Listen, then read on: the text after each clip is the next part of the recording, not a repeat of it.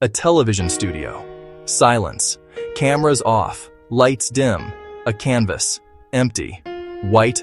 Waiting. Then a man walked in. Slow steps. Calm. Peaceful. He stood beside the easel, picked up the palette, took the brush in his hand, smiled. "Hello, friend," he said. He wasn't talking to anyone. He was talking to the canvas. Then he began, painting, soft strokes, gentle touches, a tree, a mountain, a lake. 3 hours later, he had finished. A perfect landscape. He put down the brush, looked at the canvas. For a long time. Then softly, almost in a whisper, he said, "Thank you." That man was Bob Ross. And those 2 words tell you everything you need to know about him. Bob Ross wasn't born in a big city. Daytona Beach, Florida, a small town, 1942. His father was a carpenter. His mother was a homemaker. No money, no luxury. But there was nature. Nature everywhere. Trees, the ocean, birds. Bob would sit outside for hours as a child, just watching. The branches, the clouds, the way light filtered through leaves. Nature is perfect, his mother would say. God's most beautiful work. Bob believed her, and he never lost that belief. At 18, he made a decision. Joined the military, Air Force, drill sergeant. His job was simple. Train soldiers, teach discipline, and yell. A lot. For 27 years he yelled. Every day, every hour. Faster. Stronger. Move. His voice grew hoarse. His spirit grew tired. But it was a job. And Bob did his job. But something inside him was dying. Softness, kindness, peace. Bob missed these things. And one day, stationed in Alaska, he saw something. Snow-covered mountains, pine trees, silence. It was so beautiful Bob couldn't breathe. "This," he said to himself, "this is me coming home." In Alaska, for the first time, he picked up a brush, a canvas, paints, and tried to paint. It was terrible, ugly, wrong. But Bob didn't care, because when he painted, he was quiet. He wasn't yelling, he was just creating. And that was everything. He found a teacher, Bill Alexander, a German painter. He had a TV show, wet on wet technique, wet paint on wet paint, fast, easy. Bob watched, learned, practiced every day for hours, hundreds of paintings, thousands of brush strokes, and slowly he got better, really better. In the military, a promotion came. Higher rank, more money, more responsibility, and more yelling. Bob thought for a long time, then said no. "I will never ever yell again for the rest of my life," he said. And in 1981, he left the military.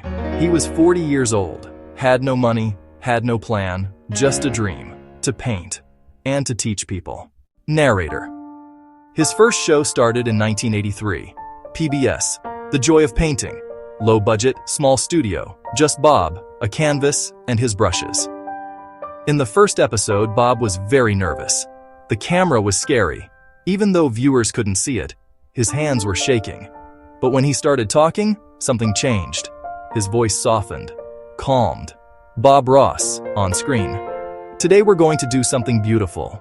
Happy little trees, happy little clouds, because this is your world. You can do anything you want here." Viewers loved it. Really loved it. Because Bob was different. He didn't yell. He didn't criticize. He just taught. Gently. Kindly. "There are no mistakes," he'd say. "Only happy accidents." If a brush stroke went wrong, Bob would smile. "Look," he'd say, "this accident is going to be a tree, a beautiful tree. This will be his home." And truly, mistakes became beautiful things. At the end of every episode, Bob did the same thing. Put down the brush, looked at the canvas for a long time. Then, softly, with deep gratitude, he'd say, "Thank you." Not to the camera, to the canvas, to the painting, to the moment of creation. People would ask, "Bob, who are you thanking?" He'd smile. "Everything, the paints, the brushes, for being able to live this moment, and you, for watching me." But the truth was, Bob wasn't just thanking the viewers. He was thanking life, because Bob had seen hard times, very hard times. His wife Jane got sick. Cancer.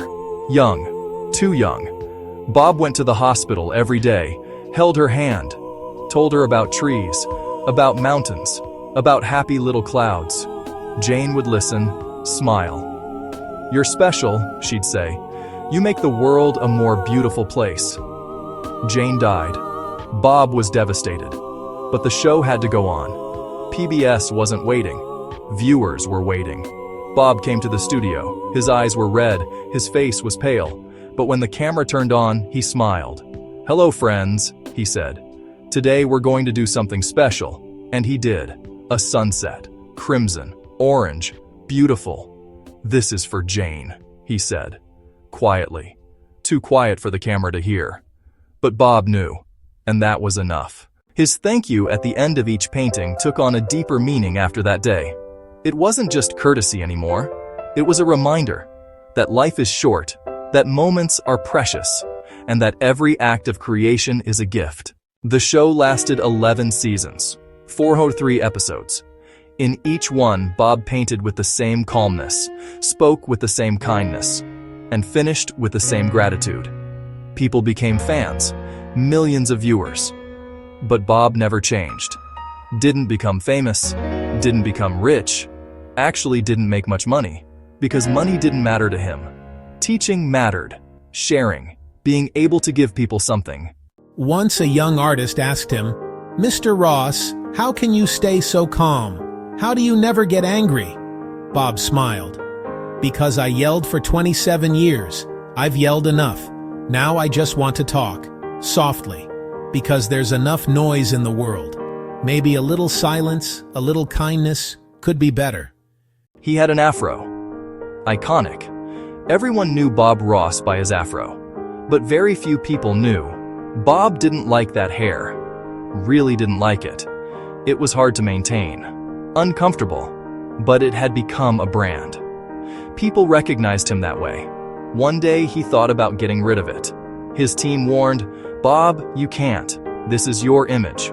Bob thought, then agreed. "Okay," he said.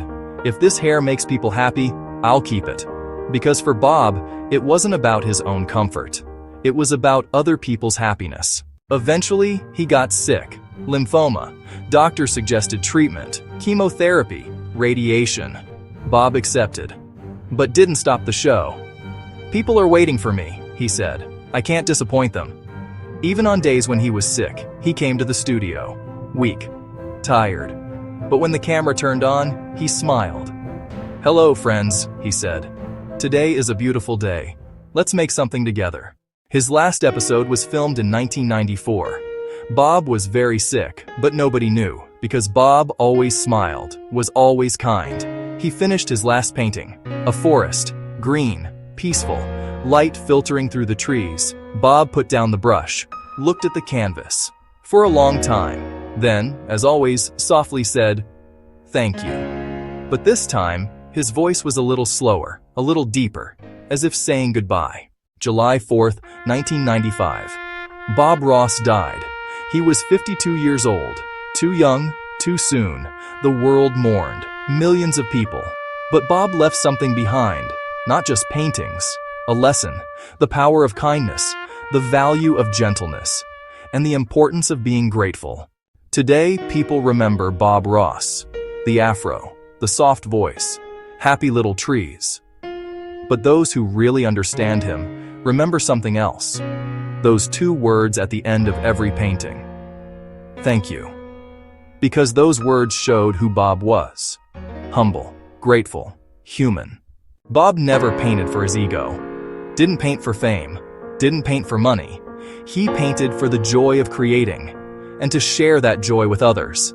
Every thank you was a reminder that art is a gift, that life is a gift, and that every moment is precious. If you're over 50, you remember Bob. Saturday mornings on PBS, that calm voice, those gentle hands. For 1 hour, the world was peaceful. Problems were forgotten. Only colors remained, brushes, and possibilities. Bob taught you something. that anyone can be an artist, that mistakes can be beautiful, and that kindness is strength.